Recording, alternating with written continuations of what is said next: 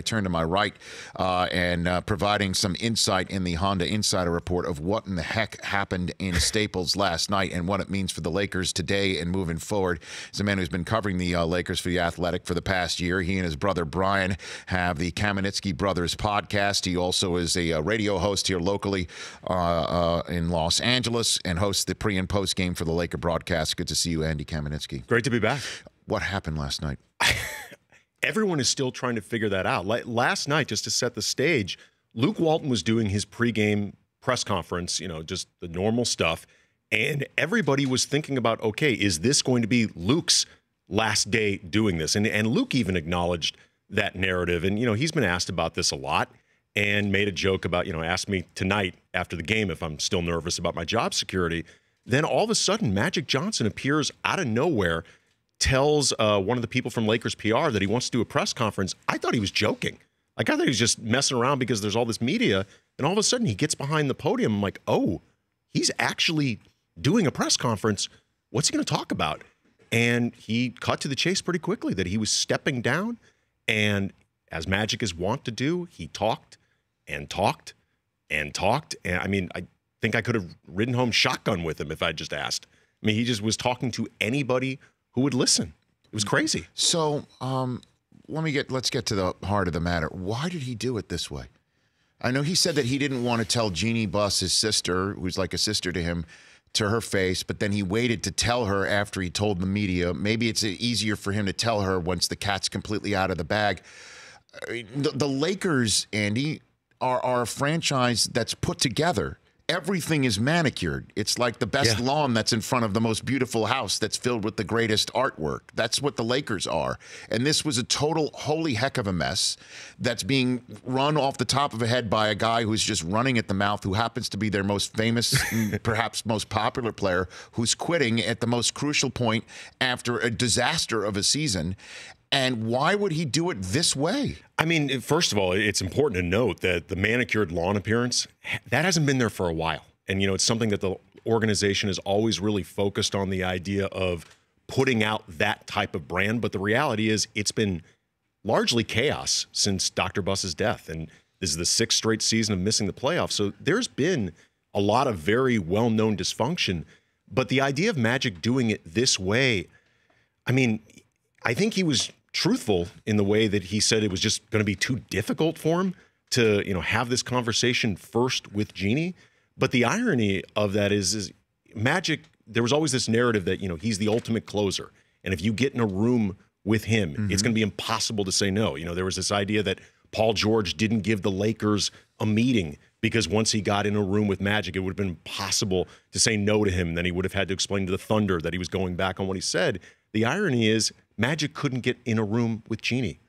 The whole thing just gets inverted on its head.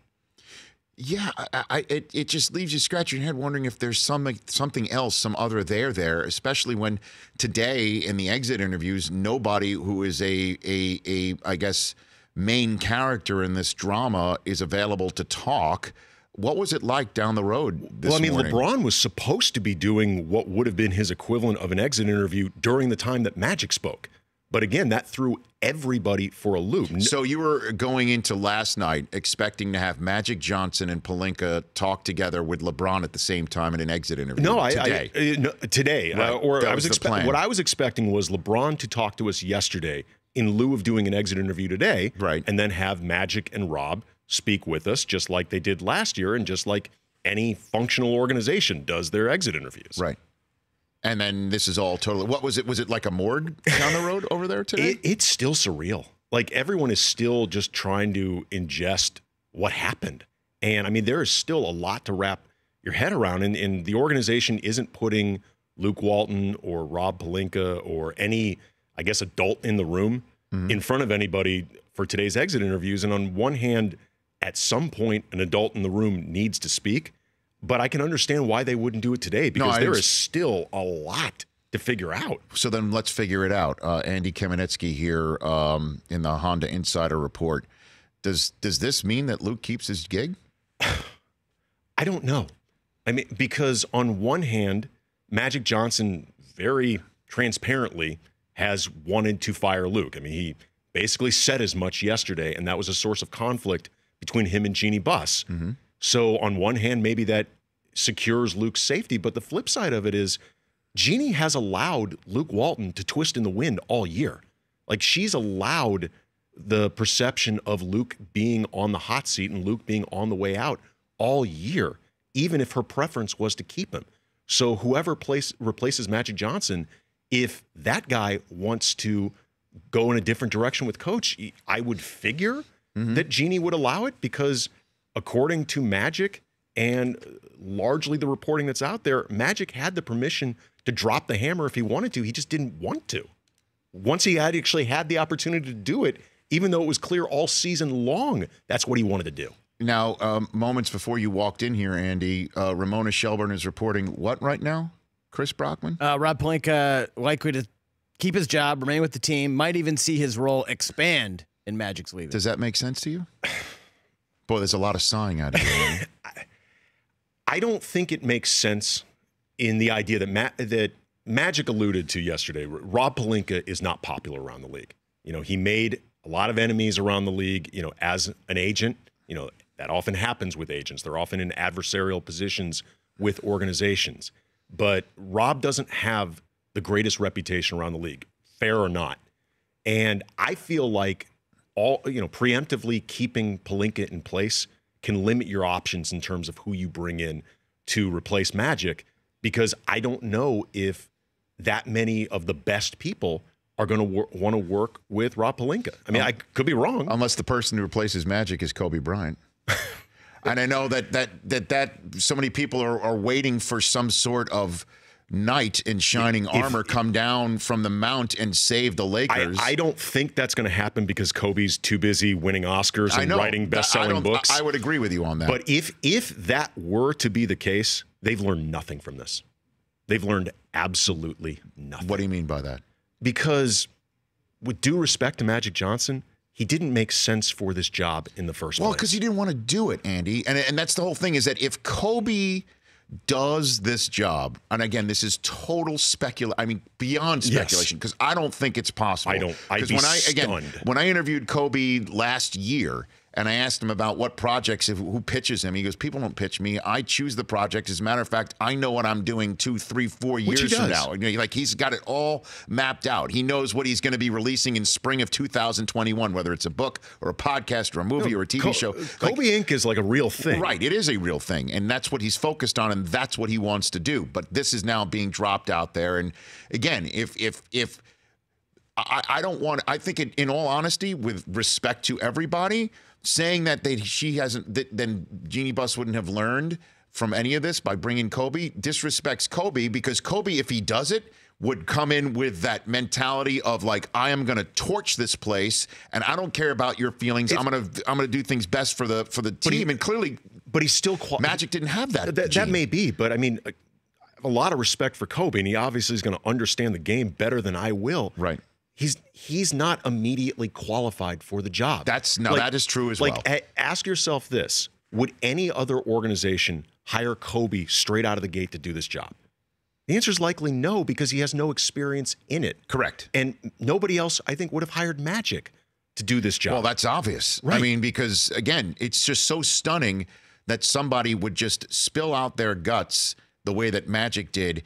In a way, not only that is so jarring, right, Andy? Andy Kamenetzky here on the Rich Eisen Show and the Honda Insider Report, but also just putting out on display how uniquely unqualified he was for this role. The thing, though, if you remember, I guess it's 2.5 years ago when it was announced that Magic was taking this job, it was clear he thought it was going to be easy. Or if nothing else, he put out the appearance of, I got this. You know, I got to learn a little about the salary cap, got to learn a little bit about the inner workings of running a front office, but I know scouting, I know players, I know winning. This isn't going to be hard. The job that he just left is brutal. Like, it is a brutal job. I mean, forget just doing it for the Lakers. You do it for the Memphis Grizzlies. You do it for any team around the league, lowest profile. It's a brutal job. It is a 24/7 job minimum. And I think Magic underestimated a lot of what it takes to do this job well. But I also think Jeannie Buss, and this is what I'm getting at when I would say nobody learned anything from it, if you brought in Kobe, which isn't going to happen. But Right. just as the hypothetical, Yes. I think Jeannie will be underestimating and not learning from just how difficult this job is and the value of experience, particularly when Rob Pelinka is still learning what he's doing. Couple more minutes left here on the Rich Eisen Show. And Magic talked about he didn't like the backstabbing or backbiting. Was he referring to anybody in the Lakers organization? I mean, he said that he was talking more around the league and, the way it would appear like nobody wants the Lakers to succeed and, the back and forth between them and the Pelicans. He also, at the same time, was given a lot of opportunity to praise Rob Pelinka, and he did not. Oh, no, he did not. He very much politely declined. Well, I think he just wants to get out of when in this Seven Kingdoms, he wanted to get out of King's Landing. He was all Game of Thrones. He just wants to get out of the Game of Thrones here in the NBA.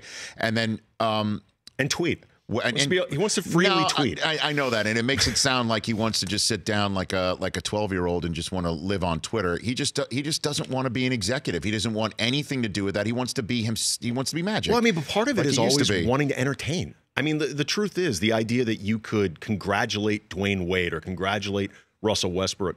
Do that by a text. You can get away. You're not going to get exactly. Just please. But he wants to be able to do it publicly, like the showman, like Magic. That's why there's something inexplicable. There's something missing here that we don't know, as far as I'm concerned. But we'll see what that means, what that is. What's LeBron's role in all of this? Does he have a role in any of this? I think he needs to. No, I mean that brought this on. With Magic. I don't believe so. I mean that certainly isn't anything that I'm hearing. And, he and Rich Paul met with Magic a few days ago. So what's he thinking right now? Because, I mean, this is an absolute dumpster fire that does not even equate in many ways, frequently, with what he even had in Cleveland. Okay, so he's now with 2 years plus one left in his contract. He's 34. He's coming off of a season with his worst injury he's ever had. This team was a total disappointment. He is, obviously in a town where he's conducting his business. What is he thinking this morning? Well, I mean, there's got to be a part of be careful what you wish for.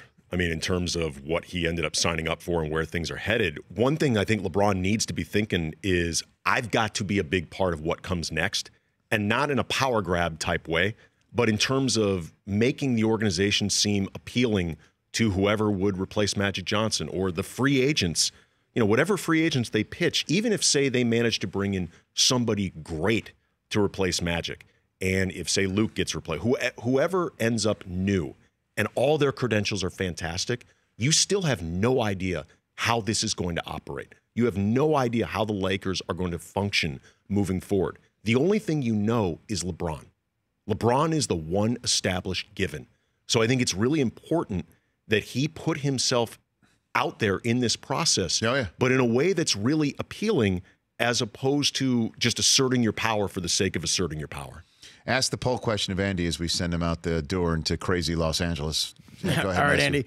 Who's the next Laker who should go? Rob Pelinka, Luke Walton, LeBron, none of the above. By should go, do you mean like they should opt to leave or will be told to leave?